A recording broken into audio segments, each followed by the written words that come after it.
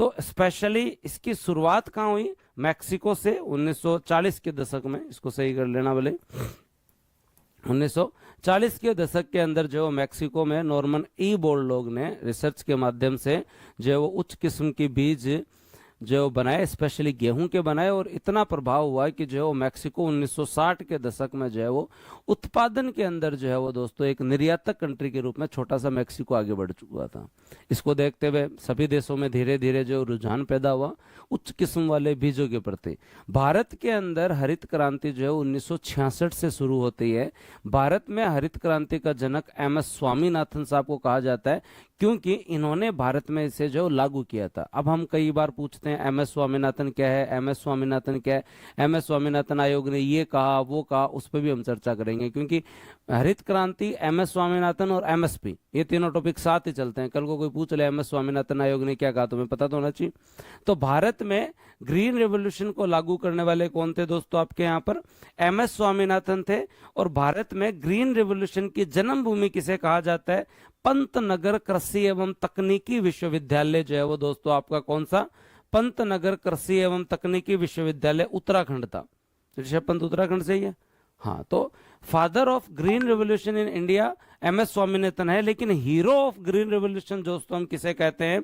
आपके एम.पी. सिंह को कहते हैं, क्योंकि इन्होंने जो है वो दोस्तों गेहूं की एक K68 नाम से एक जो है वो दोस्तों जो है वो किस्म बनाई। K68 नाम से जो इन्होंने एक किस्म बनाई। तो कभी कभी दो नाम आ जाते हैं आमने सामने कि जो भारत में हरित क्रांति का जो जनक किसे कहा जाता है, या भारत के अंदर जो है वो दोस्तों हरित क्रांति का हीरो किसे कहा जाता है, नायक किसे कहा जाता है। तो father of green revolution in India कौन कहलाता है? एम.एस. स्वामीनाथन। और जन्मभूमि किसे कहते हैं? पंतनगर कृषि एवं तकनीकी विश्वविद्यालय। कहाँ से स्टार्ट होता है? गेहूं से स्टार्ट होता है। भारत में भी सबसे पहले गेहूं, कारण क्योंकि गेहूं ही मुख्य खाद्य उत्पाद है। और हरित क्रांति के कारण खाद्यान्न उत्पादन में जबरदस्त वृद्धि हुई, क्योंकि यहाँ पर हम लोगों ने जो है वो दो महत्वपूर्ण फसलें यूज ली। और दो महत्वपूर्ण जो किस्म, गेहूं की तो एक महत्वपूर्ण किस्म थी K68 गेहूं की तो, और चावल की एक महत्वपूर्ण किस्म थी IR8। चावल की एक महत्वपूर्ण किस्म क्या थी? IR8। चावल की एक महत्वपूर्ण जो है वो दोस्तों किस्म क्या थी?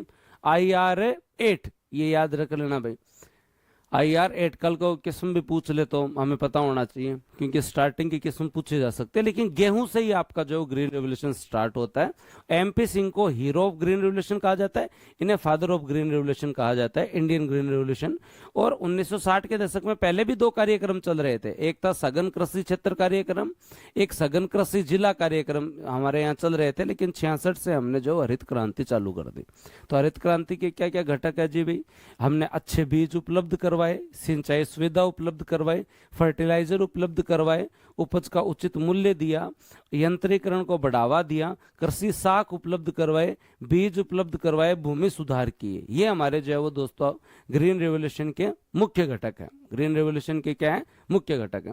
पर फैक्चुअल पोर्शन में कोई किसी भी प्रकार का जो प्रश्न गलत नहीं होना चाहिए। चाहे जन्मभूमि पूछे तो पंतनगर, चाहे जनक पूछे तो स्वामीनाथन, हीरो पूछे तो एम.पी. सिंह, फसल का जो है वो किस्म पूछे तो IR8 चावल की थी, और K68 जो है वो दोस्तों आपके यहाँ गेहूं की थी। स्टार्ट हुआ गेहूं से। प्रेरणा कहाँ से ली? नॉर्मन ई बोरलॉग और मैक्सिको से हम लोगों ने जो है वो दोस्तों जो है वो प्रेरणा ली।